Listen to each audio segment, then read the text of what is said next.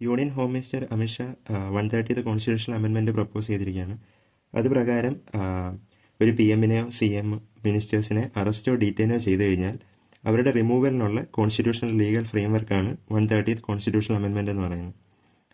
So ഇതിൻ്റെ core provision എന്താണെന്ന് നമുക്ക് നോക്കാം. 130th കോൺസ്റ്റിറ്റ്യൂഷൻ അമെൻമെൻറ്റ് പ്രകാരം ഒരു മിനിസ്റ്ററിനെ അദ്ദേഹത്തിന് 5 വർഷത്തിൽ കൂടുതൽ ശിക്ഷ കിട്ടാവുന്ന ഒരു ക്രൈമിനെ അറസ്റ്റ് ചെയ്യുകയാണെന്നുണ്ടെങ്കിൽ ഫസ്റ്റ് ഡേ മുതൽ 30 days വരെ കൺസിക്യൂട്ടീവായിട്ട് പ്രിസണിലുണ്ടെങ്കിൽ 31st ഡേനെ ഓട്ടോമാറ്റിക്കലി റിമൂവൽ ആവും.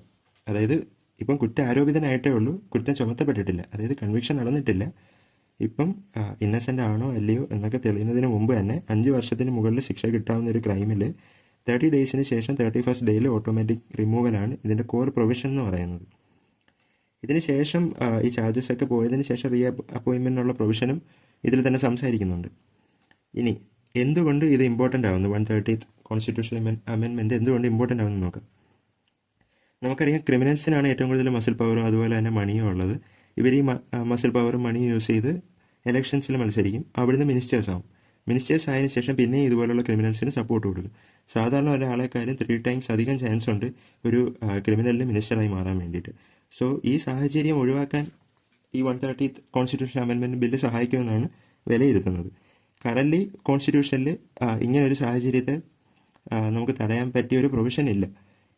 മൂന്ന് ആർട്ടിക്കിൾസിലാണ് അമെൻമെൻറ്റ് പ്രൊപ്പോസ് ചെയ്തിരിക്കുന്നത്. Article 75, article 164, article 239A. Article 75 പ്രകാരം സെൻട്രൽ മിനിസ്റ്റേഴ്സിനെ ഇൻക്ലൂഡിംഗ് പി എമ്മിനെ റിമൂവ് ചെയ്യാനുള്ള പ്രൊസീജിയർ ആർട്ടിക്കിൾ 75 ഇൻക്ലൂഡ് ചെയ്ത്, അതുപോലെ ആർട്ടിക്കിൾ 164 പ്രകാരം സി എമ്മിനെയും സ്റ്റേറ്റ് ക്യാബിനറ്റിനെ റിമൂവൽ പ്രോസസ്സും ഇതിൽ ഇൻക്ലൂഡ് ചെയ്തിരിക്കുക.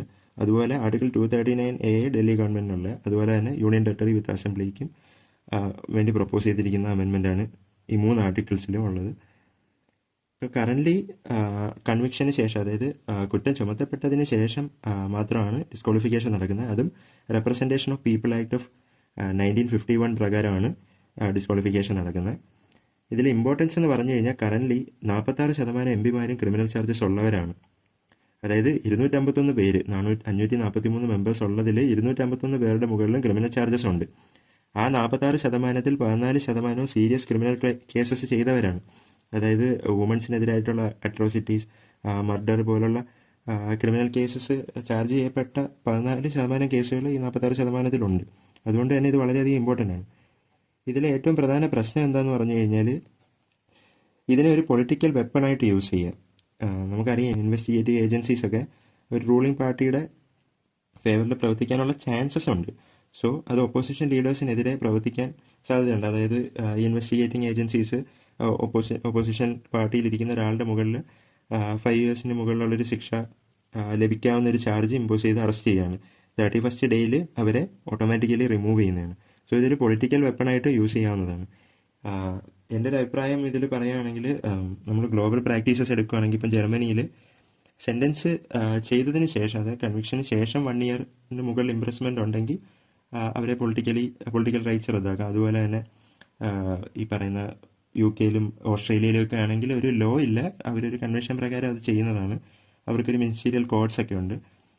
അതുപോലെ ഫ്രാൻസിലാണെങ്കിൽ കോർട്ടിന് അതിനുള്ള അധികാരം കൊടുത്തിട്ടുണ്ട്. ഇന്ത്യയിൽ ഇന്നസെൻ്റ് ആണോ കൺവിക്റ്റഡ് ആണോ എന്ന് അറിയുന്നതിന് മുമ്പ് ഇങ്ങനൊരു ലോ വരുന്ന കുറച്ച് സ്ട്രിഞ്ചൻ്റായിട്ട് നമുക്ക് ഫീൽ ചെയ്യും. നിങ്ങളുടെ അഭിപ്രായങ്ങൾ കമൻറ്റ് ചെയ്യുക. ഇതാണ് 130th കോൺസ്റ്റിറ്റ്യൂഷൻ അമെൻമെൻറ്റ് ബിൽ.